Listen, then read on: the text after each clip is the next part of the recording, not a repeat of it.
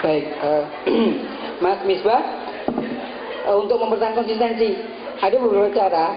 Kalau kita lihat anak-anak TK, kenapa kok anak-anak TK itu menjadi apa bahasa Jawanya jenak itu apa ya? Jenak itu bahasa Indonesia apa ya? Oh nyaman, nyaman.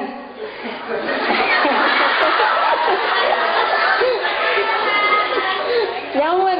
Coba teliti, kenapa anak TK ketika di sekolah kok dia nyaman? Tidak pengen pulang, pengen di situ terus kenapa? Hah? Bermain. Dia banyak permainan. Maka langkah pertama yang harus Anda lakukan adalah yang Anda lakukan itu buat menjadi fun. Satu, fun. Banyak beberapa mahasiswa itu karena catatan itu membosankan, sehingga kadang-kadang catatan itu digambari bunga, ada digambari apa, ditanya, oh nggak ada masalah. Nggak ada masalah. Satu. Kedua, Anda harus mulai belajar menikmati. Sehingga suasana kelas itu benar-benar sangat enjoy banget. Itu yang dilakukan. Kamar, kalau kamar cowok sama kamar cewek pasti beda. Kamar cowok itu sini buang, lempar. Sehingga kalau misalnya ada temannya yang kunjung itu, ya itu benar-benar celana dalam di situ, nangkring, ini kemrohnya di situ. Maka harusnya Anda menghiasi kamar Anda itu menjadi fun, sehingga Anda masuk ke kamar itu sangat nyaman. Bagaimana kalau Anda pengen menjalani aktivitas sehari-hari? Yang pertama, doa dulu, itu pasti. Kalau Anda bangun tidur, laporan dulu sama Allah, karena sudah diberikan umur. Maka seluruh aktivitas hari ini insya Allah akan bernilai ibadah. Bayangkan setiap detak jantung kita itu bernilai ibadah. Saya tanya sekarang, kalau seandainya kita jalan, di depan ada lubang, kita mau ngapain? Nyemplung? Gak mungkin kan? Gak mungkin. Jadi kalau kita sudah tahu bahwa di depan ada jalan lubang, maka yang kita lakukan adalah menghindari. Tapi kalau kita mau hebat, yuk kita berhenti dulu nimbun, baru kita jalan. Efeknya bagus. Kenapa? Semua orang nanti akan lewat dengan aman. Itu kalau kita mau hebat. Tapi kalau Anda tidak mampu, ya yang dilakukan yang terbaik adalah menghindar. Oke, satu. Bagaimana kalau seandainya salah satu contoh tadi tidak bisa bahasa Inggris? Jo, kalau sudah tahu kalau tidak bisa bahasa Inggris harus gimana? Sudah bisa jawab kok? Itu. Jadi saya tahu, saya ngakui saya itu bodoh. Saya cerita ketika saya masuk kelas 2. Saya waktu itu gaji saya belum menyentuh angka 1 juta. Bayangin, dosen gajinya belum 1 juta.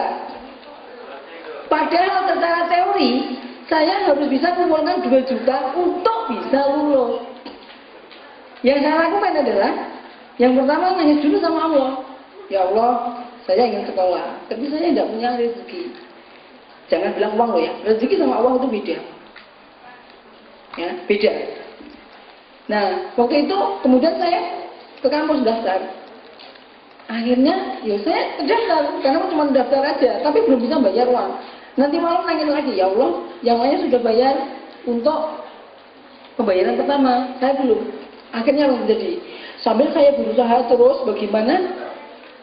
Akhirnya saya dapat dari perusahaan itu beasiswa. Alhamdulillah, dapat. Nah, salah satu kuncinya adalah ketika kita berdoa, terkabulnya sebuah doa itu tidak bisa langsung. Ya Allah, saya minta uang 100 juta. Memang ada Pak Terbok 100 juta? Enggak ada. Terus bagaimana? Terkabulnya lewat orang lain. Maka itulah makanya kita diperintahkan untuk bersilaturahim. Itulah kenapa kita jangan membuat masalah sama orang lain. Kenapa? Bisa jadi mungkin rezeki saya itu dilewatkan kepada Anda mahasiswa sini. Tapi karena saya mungkin di SMS gak balas, di telepon gak tanggal, mahasiswa itu jadi domplong sama saya. Rezeki saya keputus. Maka kita harus baik-baik sama orang lain. Baik-baik itulah sebenarnya silaturahim. Sehingga rezeki Allah yang mungkin dilewatkan kepada orang lain dan kita punya jalur silaturahim, kita dapat. Termasuk misalnya kita itu tadi, kalau kita nggak bisa bahasa Inggris terus bagaimana? Yuk kita cari, bisa kita kemudian mencari teman yang bisa bahasa Inggris. Seperti tadi yang saya katakan, kita manfaatkan Google Translate misalnya. Jadi ada banyak cara. Nah, kemudian Saya mau S3, emang saya kaya? Enggak sama sekali. Saya itu nggak ada pilihannya sama sekali, bener. Saya mungkin yang mahasiswa ada di sini, saya itu jauh lebih jelek. Semuanya. Tetapi itu tadi, karena saya menyadari kelemahan saya, maka saya tutupi dengan saya belajar. Dengan saya mengumpulkan materi. Sehingga ketika dipanggil Pak Darmawan, saya bisa memberikan sesuatu yang insya Allah bermanfaat. Jadi jangan berpikir bahwa ketika kita itu hebat, belum tentu kita langsung bisa misalnya diundang, belum tentu. Tidak semua orang bisa diundang ke sini mungkin. Tapi karena silaturahmi itulah network. Nah, sekarang kuncinya ketika zaman Anda mahasiswa, Anda sama teman-teman Anda jangan pernah menyakiti. Kenapa? Bisa jadi orang yang Anda benci di sebelah Anda, itu yang akan angkat Anda besok suatu saat. Dan itu saya bukti ketika saya itu kemudian kuliah, ngajar, mahasiswa-mahasiswa saya lah yang kemudian di lain waktu ngundang saya untuk menguji, ngundang saya untuk jadi pembicara dan sebagainya. Itu kan kelemahan saya karena saya tidak punya gitu loh. Nih. Kemudian masalah tadi bagaimana mengatasi gengsi. Nah, kalau seandainya saya itu tidak punya apa-apa, apa ya saya mau diem? Nah, ada sebuah penelitian ketika orang yang lulusan SD itu tingkat keberhasilannya malah lebih tinggi daripada mahasiswa S1 atau S2, S3. Kenapa? Karena mahasiswa SD, lulusan SD, nggak malu kerja. Dia nggak malu. Kalau mau sarjana digaji 500.000, wah kurang, saya nggak mau. Gengsi kan? Nah, tingkat kegengsian itu sebenarnya bisa ditutupi dengan cara bagaimana? Ya sudah, kita harus ikhlas bahwa kita untuk berusaha lebih tinggi lagi, memang harus punya portofolio, punya pengalaman. Pengalaman tidak bisa datang begitu saja.